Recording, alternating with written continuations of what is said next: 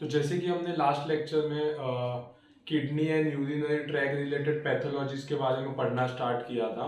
तो आज पिछले बार हमने किडनी के बारे में देखा था, किडनी के बेसिक फंक्शंस क्या होते हैं, कौन कौन से पार्ट्स होते हैं, सब चीज़ें हमने देखी थी। तो आज के टॉपिक में हम देखेंगे कि रीनल टेस्ट करने के लिए या फिर रीनल फंक्शन टेस्ट जो होता है वो कौन कौन से कंपोनेंट के ऊपर किया जाता है या फिर क्या क्या चीज़ों से हम रीनल फंक्शन टेस्ट कर सकते हैं, वो चीज़ देखेंगे। तो ये काफ़ी इंपॉर्टेंट टॉपिक है क्योंकि मोस्टली अगर हम किसी सेटअप में अगर काम करते हैं तो हमें पता होना चाहिए कि रीनल फंक्शन टेस्ट कब करना है और इस फंक्शन टेस्ट से हमें क्या क्या चीज़ देखना ज़रूरी है। तो रीनल फंक्शन टेस्ट में हम क्या करते हैं, तो रीनल रिलेटेड या फिर हम किडनी रिलेटेड जो भी चीज़ें हैं वो सब चीज़ देखते हैं। तो इसमें सबसे पहला क्या आता है, सबसे पहला और सबसे बेसिक आता है यूरिन एनालिसिस। क्या आता है, जो यूरिन जो पेशाब हम लोग करते हैं उसका एनालिसिस करना, उसके अंदर देखना कि आउटपुट कितना है, कलर कौन सा है, पीएच क्या है, उसके अंदर कोई माइक्रोस्कोपिक स्ट्रक्चर्स प्रेजेंट है कि नहीं, ये सब चीज़ देखना। दूसरा चीज है कॉन्सेंट्रेशन एंड डाइल्यूशन टेस्ट। तो आपका यूरिन जो है वो कितना कॉन्सेंट्रेटेड आता है या कितना डाइल्यूट फॉर्म में आता है, वो भी चीज पता होना काफी ज्यादा जरूरी है। तीसरा है ब्लड बायोकेमिस्ट्री। यूरिन में से कुछ कंपोनेंट ऐसे होते हैं, कुछ वेस्ट प्रोडक्ट ऐसे होते हैं जो सिक्रीट नहीं हो पाते किसी किसी पैथोलॉजी में। तो अगर वो कंपोनेंट सिक्रीट नहीं हो पा रहे तो वो कंपोनेंट ब्लड में ज़्यादा अमाउंट में प्रेजेंट होगा। तो अगर ब्लड में कुछ सब्सटेंस है जो ज़्यादा अमाउंट में प्रेजेंट है, जैसे कि यूरिया हुआ, क्रिएट हुआ, ब्लड यूरिया नाइट्रोजन हुआ, ये सब चीज़ अगर ज़्यादा अमाउंट में प्रेजेंट है तो हम कह सकते हैं कि किडनी रिलेटेड प्रॉब्लम पेशेंट को स्टार्ट हो चुका है। तो ब्लड केमिस्ट्री के बारे में भी पता होना चाहिए।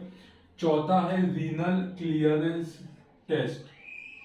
तो जैसे कि किडनी में कितने अमाउंट में वेस्ट प्रोडक्ट जो है वो क्लियर होता है, एक्सक्रीट होता है, वो भी चीज पता होना जरूरी है। और सबसे लास्ट है रीनल बायोप्सी। तो रीनल अगर रीनल पैरेन्काइमा में कुछ प्रॉब्लम आता है या फिर वहां पे ट्यूमर्स डेवलपमेंट हो जाते हैं तो हम देख सकते हैं रीनल का, किडनी का कुछ पार्ट निकाल के उसको माइक्रोस्कोप के थ्रू कुछ ट्रेन्स डालने के बाद देख सकते हैं कि उसमें क्या पैथोलॉजी हुआ है। तो रीनल फंक्शन टेस्ट में ये सब चीजें आती है।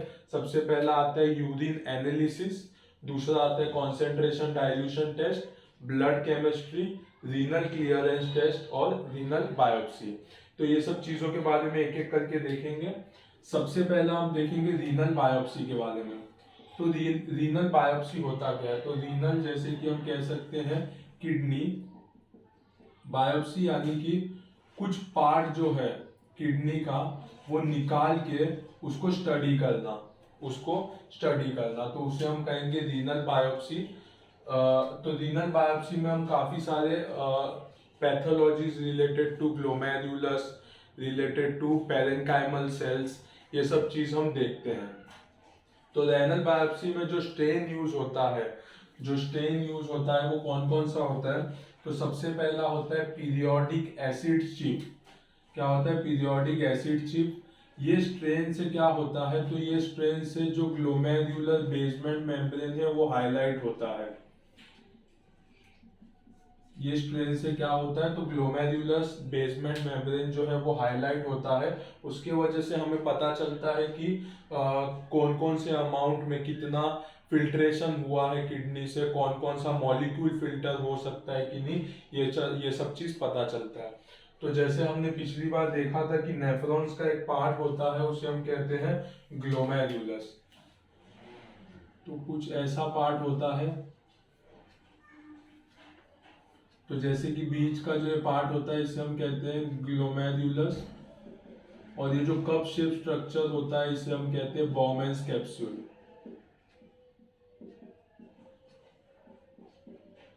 जो ग्लोमेरुलस होता है वो बना होता है 3 लेयर से, जैसे कि हमने पिछली बार पढ़ा था कि ये जो फिल्ट्रेशन होता है वो 3 लेयर से होता है।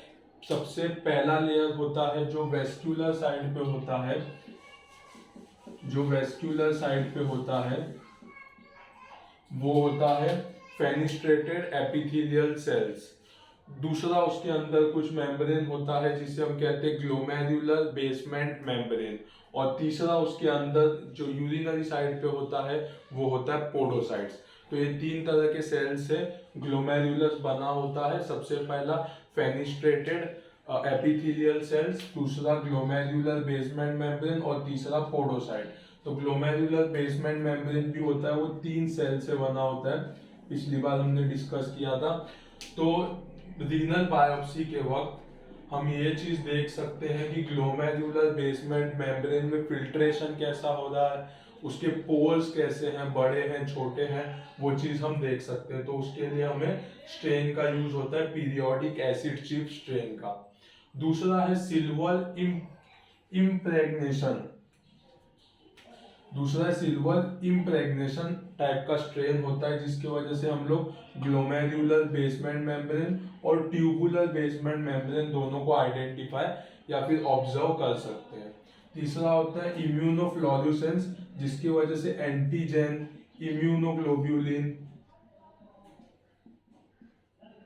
ये सब चीजें हम देख सकते हैं। और चौथा है इलेक्ट्रॉन माइक्रोस्कोप। अगर किसी भी नेफ्रॉन का या ग्लोमेरुलस का अल्ट्रा स्ट्रक्चर देखना है, उसे जूम करके देखना है, तो हम इलेक्ट्रॉन माइक्रोस्कोप के थ्रू देख सकते हैं। तो सबसे पहला जो टेस्ट होता है रीनल फंक्शन टेस्ट में, रीनल बायोप्सी, यानी कि किडनी का कोई पार्ट है, कोई हिस्सा है, वो निकाल के अंडर माइक्रोस्कोप स्टडी किया जाता है। उसमें कुछ स्ट्रेन्स यूज होते हैं। सबसे पहला पीरियोडिक एसिड चिप स्ट्रेन जो होता है वो ग्लोमेरुलर बेसमेंट मेम्ब्रेन को हाईलाइट करता है। दूसरा सिल्वर इम्प्रेग्नेशन स्ट्रेन होता है जो कि ग्लोमेरुलर बेसमेंट मेम्ब्रेन और ट्यूबुलर बेसमेंट मेम्ब्रेन को हाईलाइट करता है।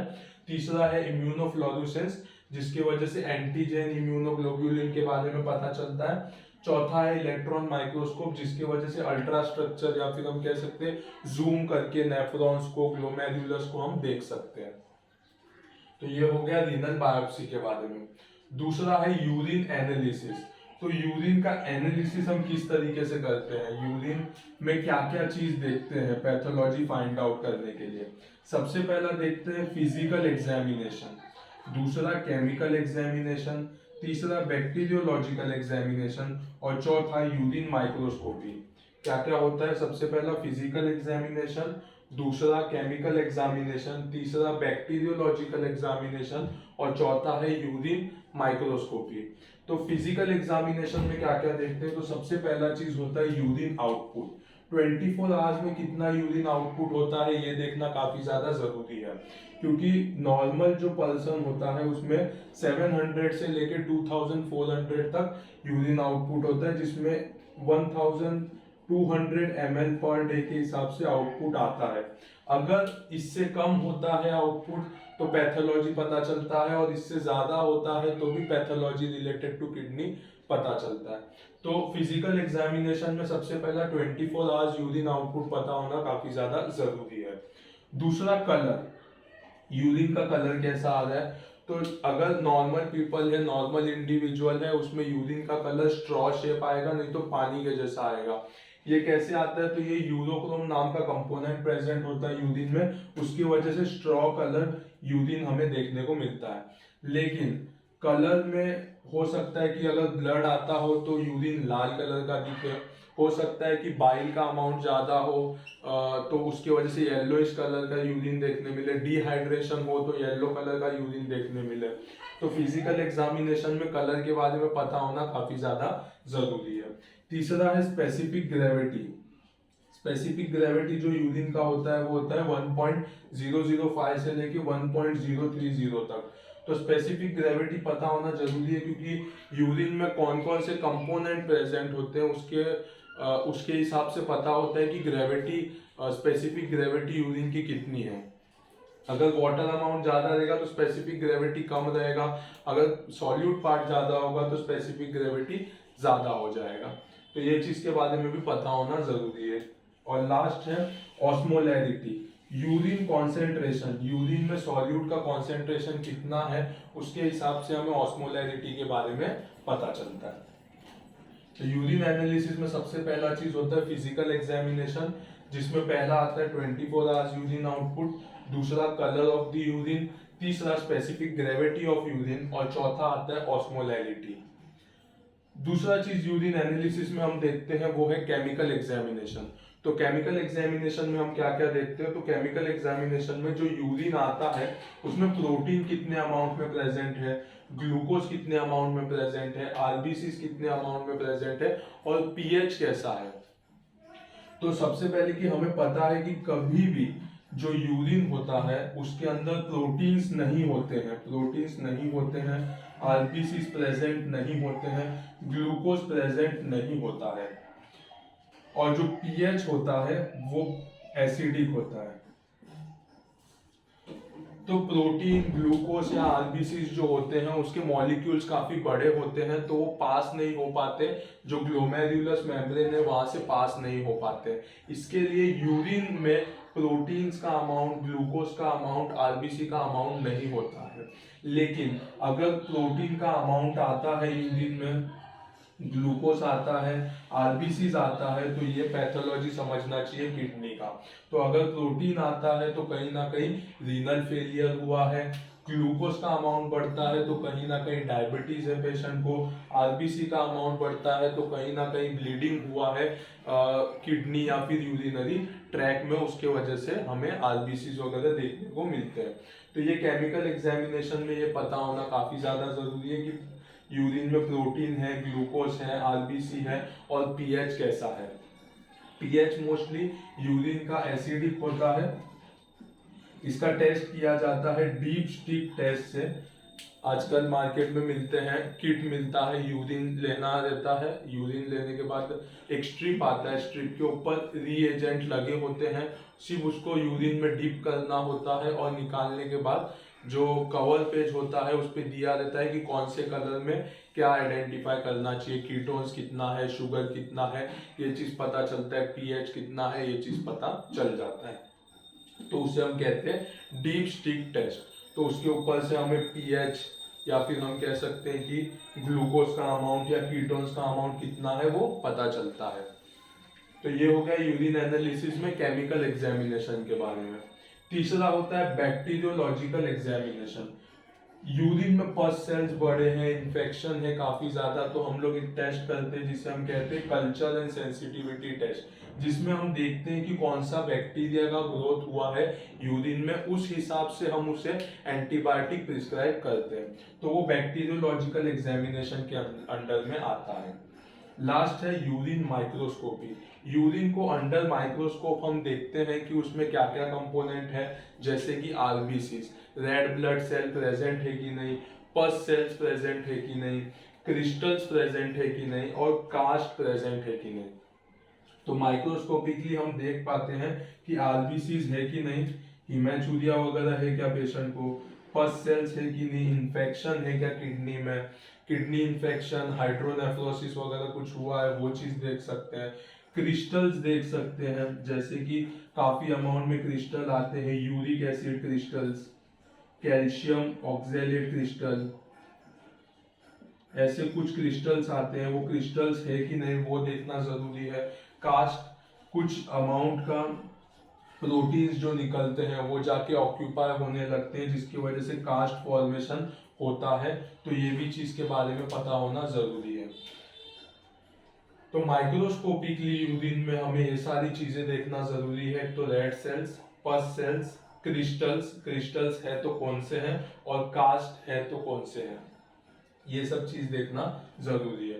तो जो दूसरा पार्ट है वो है यूरिन एनालिसिस का, काफी इंपॉर्टेंट चीज है। इसमें हमें पता होना चाहिए physical examination, chemical examination, bacteriological examination और यूरिन माइक्रोस्कोपी के बारे में। अभी तक हमने रीनल बायोप्सी और यूरिन एनालिसिस के बारे में पढ़ा। इसके बाद हम देखेंगे कॉन्सेंट्रेशन एंड डाइल्यूशन टेस्ट। तो कॉन्सेंट्रेशन और डाइल्यूशन टेस्ट क्या होता है, तो ये डिपेंड करता है functional ability of tubular cells और रिलीज ऑफ एडीएच यानी कि एंटी डायरेटिक हार्मोन। तो जैसे कि हमने पढ़ा था, अगर एंटी डायरेटिक हार्मोन ज्यादा अमाउंट में सीक्रेट होता है तो वो क्या करता है, वाटर को रीएब्सॉर्ब करता है टिब्यूल्स में से और वाटर को बाहर की तरफ जाने नहीं देता, जिसकी वजह से यूरिन जो है वो कॉन्सेंट्रेटेड होता है। तो अगर यूरिन कॉन्सेंट्रेटेड आ रहा है, यानी कि हो सकता है कि एडीएच या फिर एंटी डायरेटिक हार्मोन है उसका लेवल बढ़ा हुआ हो, या फिर ट्यूबुलर सेल्स में कुछ पैथोलॉजी हो, टिब्यूल्स जो है वो अपना एक्टिव रीएब्सॉर्प्शन या पैसिव रीएब्सॉर्प्शन का जो काम है वो ठीक से नहीं कर पा रहे हैं, उसके वजह से हमें कॉन्सेंट्रेटेड यूरिन देखने मिल सकता है। दूसरी तरफ अगर एडीएच रिलीज नहीं हो पा रहा है तो यूरिन का जो कॉन्सेंट्रेशन होता है वो कम हो जाता है, वाटर एक्सेसिव अमाउंट में पास होता है, डाइल्यूटेड यूरिन पास होता है। तो ये डाइल्यूटेड यूरिन पास होता है, ऐसा एक कंडीशन है जिसे हम कहते हैं डायबिटीज इंसिपिडस, उसमें हमें इस चीज देखने को मिलती है। डायबिटीज इंसिपिडस में डाइल्यूशन फॉर्म में यूरिन देखने मिलता है। अगर डायबिटीज इंसिपिडस जो हुआ है फॉर्मेशन वो ड्यू टू किडनी या फिर मेड्यूलरी सेल्स के एबनॉर्मेलिटी के वजह से होता है तो हम उसे कहते हैं न्यूरोजेनिक डायबिटीज इंसिपिडस। लेकिन अगर एडीएच कम रिलीज होने की वजह से हमें डायबिटीज इंसिपिडस देखने मिलता है तो हम उसे कहते हैं सेंट्रल डायबिटीज इंसिपिडस। तो इस तरह से कॉन्सेंट्रेशन और डाइल्यूशन टेस्ट का यूज किया जाता है। इसके बाद हम देखेंगे ब्लड बायोकेमिस्ट्री। कुछ कंपोनेंट्स किडनी के ऐसे होते हैं जो बॉडी के लिए काफी हार्मफुल होते हैं, जैसे कि हो गया यूरिया, बीयूएन और क्रिएट। इसका लेवल पता करने के लिए हमें पता होना चाहिए कि ब्लड में ये अमाउंट कितने प्रेजेंट होते हैं। अगर ये किडनी से फिल्टर नहीं हो पाते, यूरिया, बीयूएन या क्रिएट किडनी से फिल्टर नहीं हो पाते तो इनका अमाउंट जो है वो ब्लड सर्कुलेशन में बढ़ा रहता है और इसकी वजह से टॉक्सिक इफेक्ट बॉडी पे देखने को मिलता है। तो जो यूरिया होता है उसका अमाउंट होता है 20 to 40 मिलीग्राम पर डेसीलीटर, बीयूएन का अमाउंट होता है 10 to 20 मिलीग्राम पर डेसीलीटर, क्रिएट का अमाउंट होता है 0.6 से लेके 1.2 मिलीग्राम पर डेसीलीटर। ये हम बायोकेमिस्ट्री में देखते हैं। अगर बीयूएन, यूरिया या क्रिएट का लेवल जो है वो बढ़ने लगता है तो हम उसे कहते हैं एजोटेमिया, यानी कि इंक्रीज जो होता है बीयूएन का लेवल और क्रिएट का लेवल अगर ब्लड में इंक्रीज होने लगता है तो हम उसे कहेंगे एजोटेमिया। और अगर यूरिया का लेवल बढ़ने लगता है तो हम उसे कहेंगे यूरेमिया। क्या कहेंगे? यूरेमिया कहेंगे, जिसकी वजह से काफी ज्यादा टॉक्सिक सिम्टम्स हमें देखने को मिलते हैं। तो ब्लड केमिस्ट्री में ये तीन इंपॉर्टेंट चीजें हैं, यूरिया, बीयूएन, क्रिएट, जिसका नॉर्मल वैल्यू मैंने बताया। अगर बीयूएन और क्रिएट लेवल बढ़ते हैं ब्लड में तो हम उस कंडीशन को कहते हैं एजोटेमिया, और यूरिया अगर ब्लड में बढ़ता है तो उसे हम कहते हैं यूरेमिया। लास्ट चीज जो हमें पढ़ना है वो है रीनल क्लियरेंस टेस्ट। रीनल में किस अमाउंट में किडनी से किस अमाउंट में वेस्ट प्रोडक्ट सिक्रीट होते हैं या एक्सक्रीट होते हैं बॉडी से, उसे हम कहते हैं रीनल क्लियरेंस टेस्ट। तो रीनल क्लियरेंस टेस्ट क्या होता है? तो it is the rate of glomerular filtration और renal blood flow. Renal blood flow यहाँ से ग्लोमेरुलस पे कितना आता है और यहाँ से फिल्टर कितना होता है, वो चीज से पता चलता है कि रीनल क्लियरेंस टेस्ट कैसा है या रीनल का कंडीशन कैसा है। तो रीनल क्लियरेंस टेस्ट जानने के लिए हमारे पास एक फॉर्मूला है जिसे हम कहते हैं C is equal to UV upon P, जिसमें C इंडिकेट करता है रीनल क्लियरेंस, U इंडिकेट करता है amount of solute in urine, V indicate करता है volume of urine excreted per minute, और P इंडिकेट करता है concentration of solute in plasma, concentration of solute in plasma. तो इससे हमें रेनल किडनी क्लियरेंस के बारे में पता चलता है। तो इसका फॉर्मूला में आता है U, यानी कि concentration of solute in urine V का मतलब आता है volume of urine passed in 1 minute, मतलब पर मिनट, और P का मतलब है concentration of solute in plasma. तो इसके बेसिस पे हमें पता चलता है कि रीनल क्लियरेंस कैसा है, किडनी का कंडीशन कैसा है। तो रीनल क्लियरेंस टेस्ट में क्या देखते थे, rate of glomerular filtration and renal blood flow कितना आया और उसमें से फिल्ट्रेशन कितना हो रहा है, उसके ऊपर से रीनल क्लियरेंस के बारे में पता चलता है। रीनल क्लियरेंस देखने के लिए कुछ सब्सटेंस का यूज किया जाता है, जैसे कि मैनिटॉल, क्रिएटिनिन, यूरिया।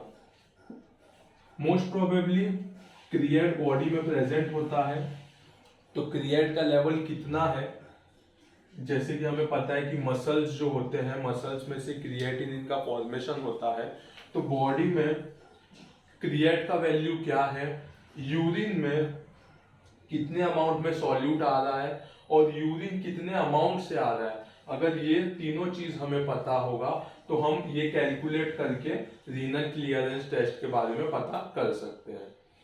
मैनिटॉल का यूज अगर हम करते हैं तो मैनिटॉल का यूज हम कर सकते हैं, लेकिन एक स्पेसिफिक अमाउंट में मैनिटॉल दिया जाता है और एक स्पेसिफिक टाइम पे मैनिटॉल का अमाउंट यूरिन में और प्लाज्मा में कैलकुलेट किया जाता है, जिसके ऊपर से हमें रीनल क्लियरेंस के बारे में पता चल जाता है। तो रीनल क्लियरेंस के लिए हम मैनिटॉल यूज कर सकते हैं, क्रिएटिनिन तो हमारे बॉडी में होता है, तो क्रिएट रह सकता है, और यूरिया का भी हम यूज कर सकते हैं। तो मोस्ट प्रोबेबली हम क्रिएटिनिन जो बॉडी में पहले से प्रेजेंट होता है उसके बेसिस पे हम लोग रीनल क्लियरेंस टेस्ट है वो करते हैं।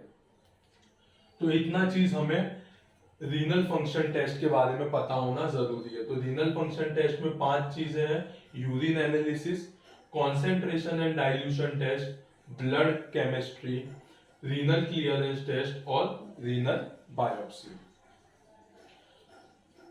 अब हम पैथोलॉजी रिलेटेड टू किडनी के बारे में पढ़ेंगे। तो हमारा जो सबसे पहला टॉपिक है वो है रीनल फेलियर। क्या है? Renal failure. तो रीनल यानी कि किडनी, फेलियर यानी कि कोई भी ऑर्गन अगर अपना काम जो है वो ठीक से नहीं कर पाता तो हम उसे कहेंगे कि वो ऑर्गन फेलियर में है, मतलब अपना काम जो है वो अच्छे से नहीं कर पाना। रीनल का काम क्या होता है, किडनी का काम क्या होता है? तो सबसे बेसिक काम होता है वेस्ट प्रोडक्ट को बाहर की तरफ निकाल देना, यानी कि एक्सक्रीट करना। अगर वो वेस्ट प्रोडक्ट निकाल नहीं पाता है तो उसे हम कहेंगे, या फिर वो अपना काम ठीक से नहीं कर पाता है तो उस कंडीशन को हम कहेंगे renal failure. Renal failure 4 component के पैथोलॉजी के वजह से देखने को मिलता है। सबसे पहला है ग्लोमेरुला। ग्लोमेरुला के एबनॉर्मेलिटी की वजह से, ट्यूब्यूलर सेल्स की एबनॉर्मेलिटी की वजह से या फिर पैथोलॉजी की वजह से, इंटरस्टिशियम के पैथोलॉजी की वजह से, और लास्ट है ब्लड वेसल्स। तो ये 4 कंपोनेंट के ऊपर से हमें रीनल फेलियर देखने को मिलता है। अगर चारों इन्वॉल्व होते हैं तो उस कंडीशन को हम कहते हैं एंड स्टेज रीनल डिजीज। क्या कहते हैं? And stage renal disease. तो रीनल फेलियर यानी कि किडनी अगर अपना काम ठीक से नहीं कर पाता तो हम उसे कहेंगे रीनल फेलियर। उसमें 4 पैथोलॉजी इन्वॉल्व हो सकते हैं, pathology related to glomerula, tubular cells, interstitium और ब्लड वेसल्स। मोस्ट प्रोबेबली कोई एक कंपोनेंट इन्वॉल्व नहीं होता, इसमें 2, 3 या चारों कंपोनेंट इन्वॉल्व होते हैं। अगर सभी कंपोनेंट इन्वॉल्व होंगे तो उस स्टेज को हम कहेंगे and stage renal disease. Renal failure जो है वो डिवाइड होता है 2 पार्ट में। एक तो है एक्यूट रीनल फेलियर और दूसरा है क्रॉनिक रीनल फेलियर। एक है एक्यूट रीनल फेलियर और दूसरा है क्रॉनिक रीनल फेलियर। तो पहले हम एक्यूट रीनल फेलियर के बारे में देखेंगे। एक्यूट का मतलब हमें पता है कि एक्यूट यानी कि कुछ इंटरवल या फिर हम कह सकते हैं सडन ऑनसेट होता है। रीनल यानी कि किडनी, फेलियर यानी कि अपना काम ठीक से नहीं करना।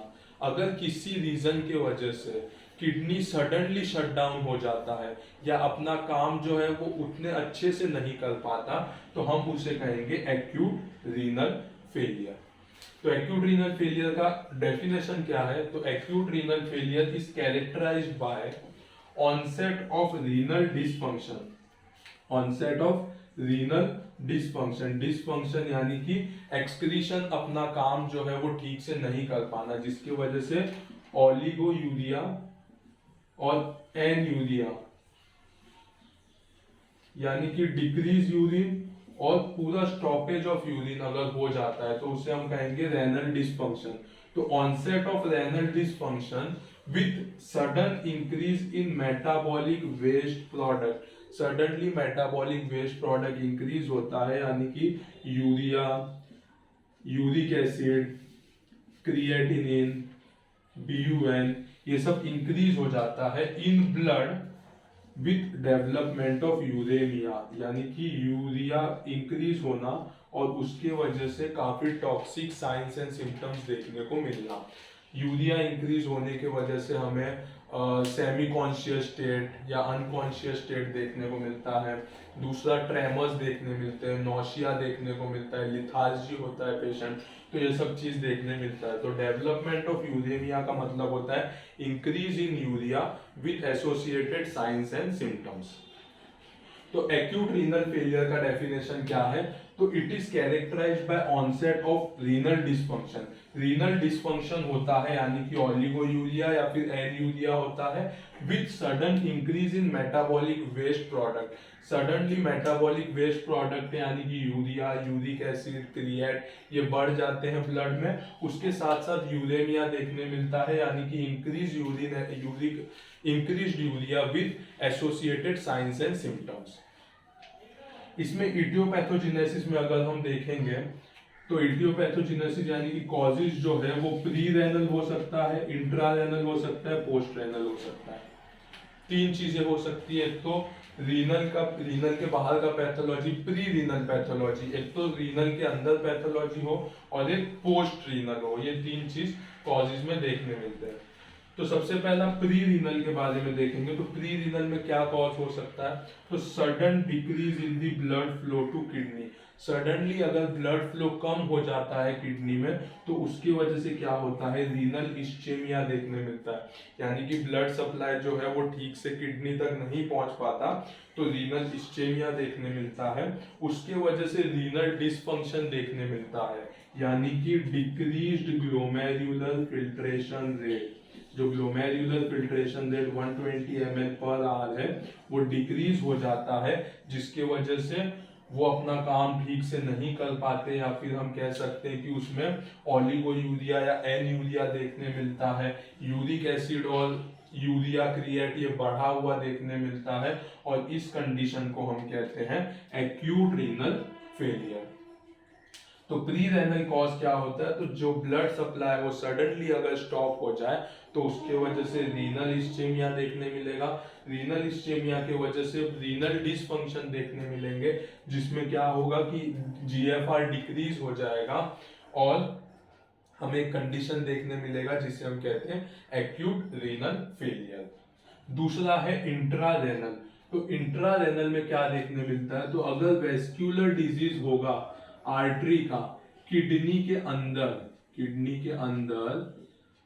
यानी कि हम कह सकते हैं कि किडनी में जो टिब्यूल्स पे ब्लड सप्लाई करता है, ग्लोमेरुलस पे ब्लड सप्लाई करता है, उसमें किसी तरह का डिजीज प्रॉब्लम हो जाएगा, ट्यूब्यूलर नेक्रोसिस हो जाएगा, या फिर नेफ्रोटॉक्सिक ड्रग का यूज किया जाएगा, तो इस वजह से इंट्रारेनल पैथोलॉजी डेवलप होगा और हमें एक्यूट रीनल फेलियर देखने को मिलेगा। तीसरा है पोस्ट रीनल, मतलब किडनी तो ठीक है लेकिन उसमें किसी तरह का ऑब्स्ट्रक्शन होता है to the flow of urine, किसी टाइप का ट्यूमर, मोल्स ऐसा प्रेजेंट होते हैं, या स्टोन्स, ये सब प्रेजेंट होने की वजह से किडनी में क्या होता है, यूरिन का ऑब्स्ट्रक्शन होता है। ऑब्स्ट्रक्शन होने की वजह से भी किडनी में इंफेक्शन देखने मिलता है, यूरिन आउटपुट डिक्रीज देखने मिलता है और टॉक्सिक सिम्टम्स देखने मिलता है, तो उसे हम कहेंगे एक्यूट रीनल फेलियर। तो एक्यूट रीनल फेलियर के 3 कॉजेज है। एक तो प्री रीनल है, प्री रीनल होता है suddenly decrease in blood flow की वजह से। दूसरा है इंट्रारीनल, कोई भी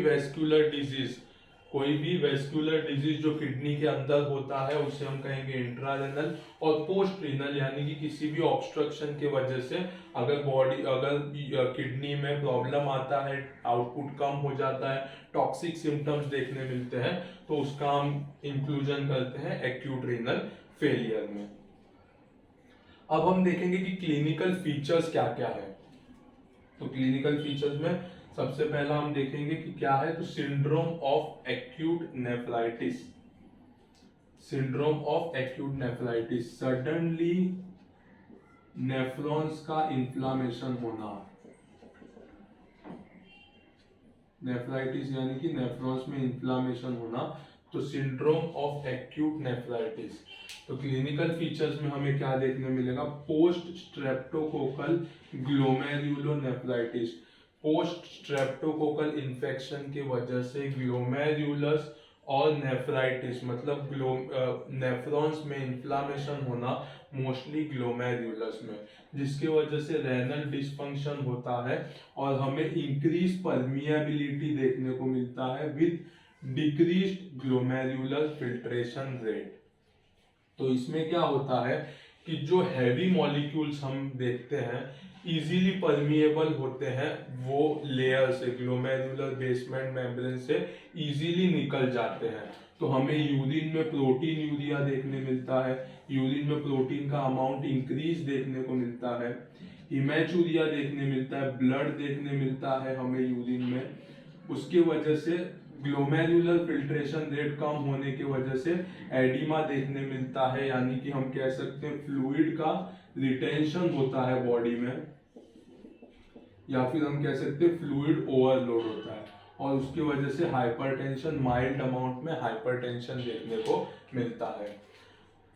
तो क्लिनिकल फीचर्स में सबसे पहला है सिंड्रोम ऑफ एक्यूट नेफ्राइटिस। तो कोई भी स्ट्रेप्टोकोकल इन्फेक्शन होने की वजह से हमें ग्लोमेरुलोनेफ्राइटिस देखने मिलेगा, जिसके वजह से रीनल फंक्शन ठीक से नहीं रहेगा, जिसमें हमें इंक्रीज परमिएबिलिटी देखने मिलेगा यूरिन का, और ग्लोमेरुलर फिल्ट्रेशन रेट कम हो जाएगा, यानी कि वो ठीक से फिल्टर ही नहीं कर पा रहा है यूरिन को, और काफी अमाउंट में जो लार्ज मॉलिक्यूल्स है जैसे प्रोटीन, आरबीसी, ये सब क्या होगा, यूरिन के तरफ से, किडनी के तरफ से यूरिन के थ्रू बाहर निकलते जाएगा, और फिल्ट्रेशन जो है वो ठीक से ना होने की वजह से हमें एडिमा देखने मिलेगा, फ्लूइड रिटेंशन देखने मिलेगा, और उसके वजह से हाइपरटेंशन देखने को मिलेगा। दूसरा है syndrome accompanying tubular pathology. Related to tubular pathology हमें क्या क्या क्लिनिकल फीचर्स देखने को मिल सकते हैं। तो कभी भी अगर ट्यूब्यूल्स होते हैं, proximal convoluted tubules, distal convoluted tubules, उसमें अगर किसी भी तरह का इन्फेक्शन होता है या फिर कोई प्रॉब्लम होता है, तो उसमें हमें क्या देखने मिलता है कि ट्यूब्यूल्स में से जो एक्टिव रीएब्जॉर्प्शन का काम है वो ठीक से नहीं हो पाता, जिसकी वजह से हमें ओलिगोयूरिया देखने मिलता है, यानी कि यूरिन आउटपुट जो है वो 400 ml पर डे से कम हो जाता है। तो सिंड्रोम एक्कम्पनिंग ट्यूबुलर पैथोलॉजी, यानी कि ट्यूबुलर सेल्स होते हैं उसके पैथोलॉजी की वजह से हमें देखने को मिलता है। उसमें 3 स्टेज है। सबसे पहले ओलिगोयूरिया, डायूरेसिस स्टेज और रिकवरी स्टेज। तो सबसे पहले कभी भी अगर इन्फेक्शन होता है या कोई भी पैथोलॉजी होता है related to tubules, tubular cells destroy हो जाते हैं या इन्फेक्शन हो जाता है, तो सबसे पहले हमें ओलिगोयूरिया देखने मिलता है, आउटपुट कम हो जाते हैं, फ्लूइड रिटेंशन होता है, कुछ यूरेमिया के सिम्टम्स देखने मिलते हैं। दूसरा स्टेज क्या होता है, डायूरेसिस स्टेज। जैसे ही जो ट्यूबुलर सेल्स हैं वो हीलिंग होना स्टार्ट होते हैं, तो वो डाययूरेसिस स्टेज में चले जाते हैं। डाययूरेसिस स्टेज में क्या होते हैं कि वो अपना पहले का काम जो होता है एक्सक्रीशन ऑफ वेस्ट प्रोडक्ट उसको रीगेन करते हैं, और जितना भी अमाउंट में ओलिगो यूरिया जब हुआ तब यहाँ पे क्रिएट और यूरिया का अमाउंट बढ़ता होगा। तो जैसे ही वो हीलिंग स्टेज में स्टार्ट होता है, हीलिंग स्टेज होने लगता है ट्यूबुलर सेल का, वैसे ही वो क्रिएट यूरिया इसको बॉडी के बाहर एक्सक्रीट करता है, जिसमें काफी अमाउंट में वो यूरिन पास करता है। यूरिन जो है वो पास करता है बॉडी के बाहर, जो है वो एक्सक्रीट करता है। तो उसमें क्या होता है कि एक ऐसा स्टेज देखने मिलता है जिसमें यूरिन काफी ज्यादा अमाउंट में होता है, तो उसे हम कहेंगे डाययूरेसिस स्टेज। और तीसरा जो होता है वो है रिकवरी स्टेज। रिकवरी स्टेज में क्या होता है कि हीलिंग जो है वो ट्यूबुलर सेल्स का वो पूरी तरह से हो जाता है। हीलिंग होने के लिए मोस्टली उसे 1 साल से ज्यादा का टाइम लग सकता है, और 50% चांसेस होता है कि ट्यूबुलर पैथोलॉजी में वो हीलिंग हो जाता है, ट्यूबुलर सेल्स जो है वो हीलिंग हो जाते हैं। तो ट्यूबुलर पैथोलॉजी में हमें 3 स्टेज देखने मिलता है, एक स्टार्टिंग में ओलिगोयूरिया, दूसरा डाययूरेसिस, तीसरा रिकवरी स्टेज। ओलिगोयूरिया यानी कि अगर इन्फेक्शन होता है, सेल्स डैमेज होता है, तो अपने आप उसका काम कम हो जाता है, आउटपुट कम हो जाता है, क्रिएट यूरिया का लेवल बढ़ने लगता है। लेकिन जैसे ही ट्यूबुलर सेल्स का हीलिंग स्टेज स्टार्ट होता है, तो उसमें क्या होता है, जो क्रिएट और यूरिया, यूरिक एसिड जो बॉडी में बढ़ा है उसको एक्सपेल आउट करने के लिए, एक्सक्रीट करने के लिए यूरिन आउटपुट बढ़ जाता है, जिसे हम कहते हैं डाययूरेसिस स्टेज। और तीसरा होता है रिकवरी स्टेज। 50% ट्यूबुलर सेल्स जो है वो रिकवर हो जाते हैं। रिकवर होने के लिए उनको 1 साल से ज्यादा का टाइम लगता है। तीसरा है प्री रीनल सिंड्रोम। तो ये कैसे होता है, तो ये होता है सेकेंडरी टू डिसऑर्डर। कभी भी रीनल आर्टरी का ऑब्स्ट्रक्शन हुआ, हाइपोवोलेमिया हुआ, हाइपोटेंशन हुआ, या फिर कार्डियक इनसफिशिएंसी हुआ, इसकी वजह से क्या होता है, जो ब्लड सप्लाई होता है रेनल में वो कम हो जाता है, जिसकी वजह से डिक्रीज ग्लोमेरुलर फिल्ट्रेशन रेट देखने मिलता है और फ्लूइड रिटेंशन देखने को मिलता है। तो प्री रीनल सिंड्रोम में रीनल आर्टरी ऑब्स्ट्रक्शन, हाइपोवोलेमिया यानी कि अमाउंट ऑफ ब्लड जो है वो कम हो जाना, हाइपोटेंशन, बीपी कम हो जाना, और cardiac insufficiency, cardiac pumping power कम हो जाना, उसकी वजह से रीनल ब्लड फ्लो में डिक्रीज होता है। ब्लड फ्लो जो रीनल के पास आता है, किडनी के पास आता है, वो कम हो जाता है, उसकी वजह से ग्लोमेरुलर फिल्ट्रेशन कम होता है, और उसके वजह से हमें एक्यूट रीनल फेलियर देखने को मिल सकता है। तो रीनल फेलियर में सबसे पहला एक्यूट रीनल फेलियर के बारे में डेफिनेशन देखा, कॉजेज में हमने देखा pre renal, intra renal and post renal, और क्लिनिकल फीचर्स में देखा कि syndrome of acute nephritis, syndrome accompanying tubular pathology, और प्री रीनल सिंड्रोम क्या क्या है।